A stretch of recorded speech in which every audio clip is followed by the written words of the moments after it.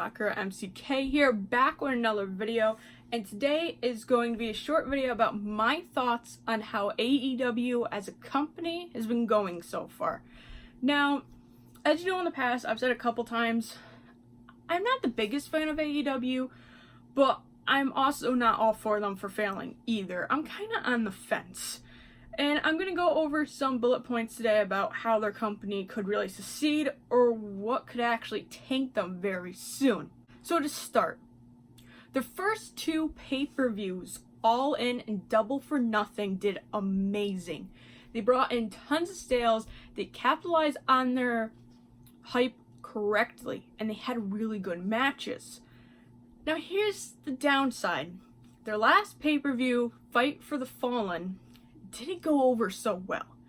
It had the lowest amount of streams and the lowest amount of buy-in rates, but it could also be because you could have watched it free on the Fight Network. I think that's where it was.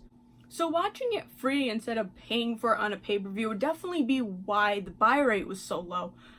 But the watch rate being low, considering it was pretty much free to watch, that's a little concerning. Now, AEW has another pay-per-view coming out in, I believe, September. And I've already forgotten the name of it.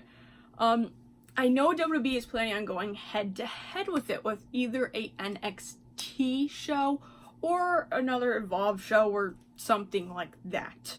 And with Fight for the Fallen being the first AEW show to go up against something on the network, it did have little less views, but I don't think the network really brought it in. I just think the card this time wasn't as strong as the last two pay-per-views.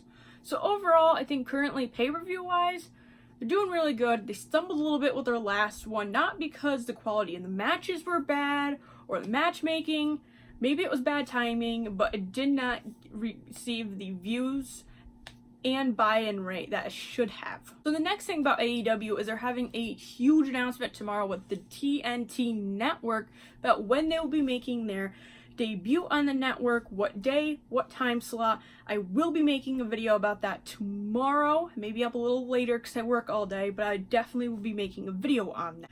Now this is going to be really entertaining to watch because the moment that is announced, within 24 to 48 hours, watch WWE's reaction, because we know they're going to be on Fox soon, and we know that it is heavily rumored that NXT will also be going on Fox. So let's see if NXT just magically takes up the same exact time slot as AEW when they're on TV. I'm very interested to see how that plays out. Also, the day and time that it is on, a Wednesday, a Thursday night, aren't really great for TV, so hopefully they can get in a Friday night time slot. That would be amazing for them. Good TV time, a lot of people will be watching. That's what I'm hoping for.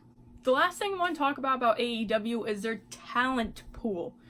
These guys have hired way too many wrestlers so far. Their roster is already almost 100 deep.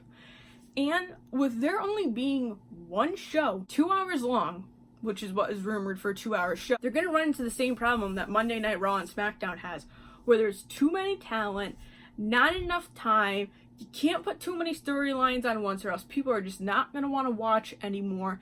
And I think, honestly, once it's been on for about 1 or 2 months, they're going to need to start cutting people out of contracts to see who will really fit well on their program and who won't.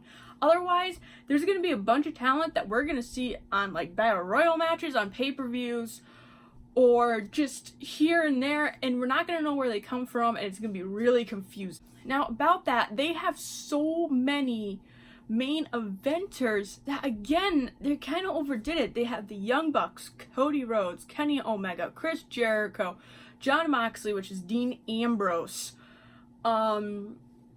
I can't even tell you how many more people they have that are top star. Anyone from the Bullet Club could be a main event. Anyone they took from ROH or Lucha Underground, I mean the Lucha Brothers, they could main event a show very easily with the Young Bucks.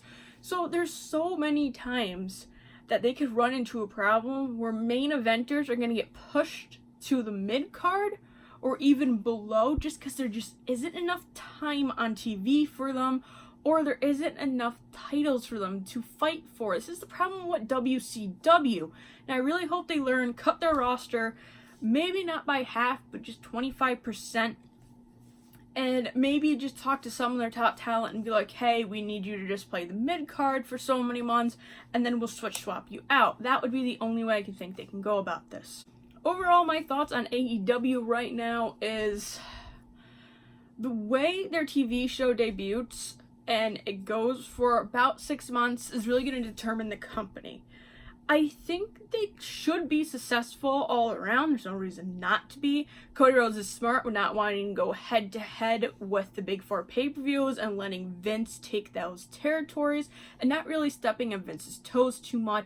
I think after so many years, they may turn into like New Japan or ROH, where it's kind of like a niche thing to watch. Like if you really like that program, you watch it every week.